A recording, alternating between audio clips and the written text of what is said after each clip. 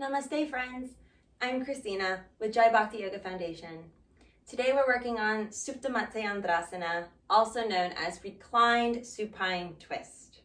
Before we begin, please make sure to subscribe to our YouTube channel below so you can continue to receive all of our daily tutorials and classes and workshops just for you. When you're ready, let's begin. What you're going to need are maybe some blocks and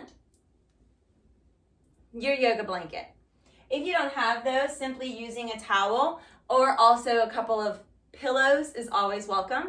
And you can do the same thing with blocks. If you have hard books or even pots and pans locally throughout your home, you can find the smaller ones like saucepans that are pretty much the same exact height as this, that can help with placing on the ground to bring the earth to you. So let's begin. We're going to come to the center edge of our mat, bending the knees here, and let's come down to our backs. Once we're on our backs, we're going to draw the right knee in towards the chest. Actually, we'll take both knees in towards the chest here. Now, for some practices, we have both knees and we come to one side. For other practices, we extend one leg, such as the left leg, for example, and I have my wall here so I can push my foot into the wall, which is nice and helpful. It gives me a sense of space and body awareness as the activity in my leg by pressing through my heel, keeping that left leg active. And then I'm going to take my right knee out, away from the rib cage and towards my shoulder. From that space, I'm what's creating massaging the ascending colon through that right hip flexor. And then I'm going to take my left hand to my right knee and the right arm out by my side, or you can cactus the arm. From here, being very mindful of my lower back, I'm going to begin to twist over to the left. And for some, this is where you stay. For others, you might be able to go a little bit further. Be mindful that if you have a sciatica issue or any strenuous activity in the lower back that you might be feeling a little pinching or a sensation there, I would encourage you to not go any further than just the peak of that sensation. Once you feel it, back off and then allow yourself permission to rest here. You're ultimately going to be looking in the direction of the right for the opposite way that the knee is going. So for us, the gaze is to the right because we have the right knee going towards the left. Then you're relaxing your shoulder away from your face once you're comfortable.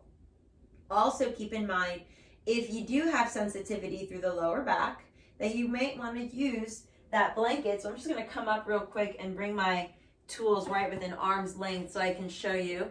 The blanket can come underneath, and I might roll it up in half to give myself some comfort behind my lower back. And then this will alleviate the stress I have here. My next option is to take that block at the third level height, so it's going to be the tallest height. And I'm going to place it underneath my knee, and I'm going to allow my knee to rest right there on that block.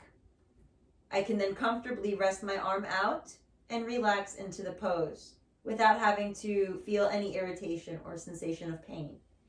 And this is a wonderful option for those of you that do suffer from sciatica or lower back or latissimus dorsi issues. Now the next option is to come back to center, please. For those of you that are able to go all the way over, you are going to come all the way down, but make sure that you keep your shoulder on the mat. Keep the shoulder on the mat here, okay? And that's all you need to do. You have options to extend the leg out long or all the things, but in this space is all you need. Make sure the shoulders are pressing into the ground and that the ear eventually presses down into the ground too, so you get the whole entire spinal extension through the cervical spine. Lastly, you can also place a block if you have both of your knees bent per se and you're coming over towards the left. You can place a block between the thighs so that notice here, even though my hip is not as high, I'm still getting the benefit of the stretch through the obliques and through the back body, through the shoulder. The lower belly draws up and in to create space here for the twist. Coming through to the other side, we'll come back to center. So now you can see the block between the knees as we come down to the right. Keeping the block between the knees and looking over to the left.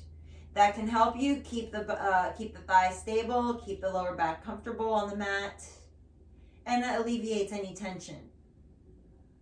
When you're complete on either side, you'll go ahead and return back to a neutral seated position.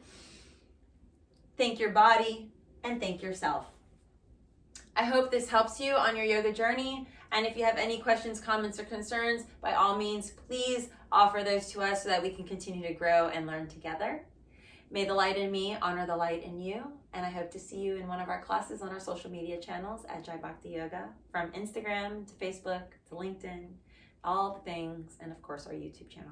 Much love, y'all, and namaste.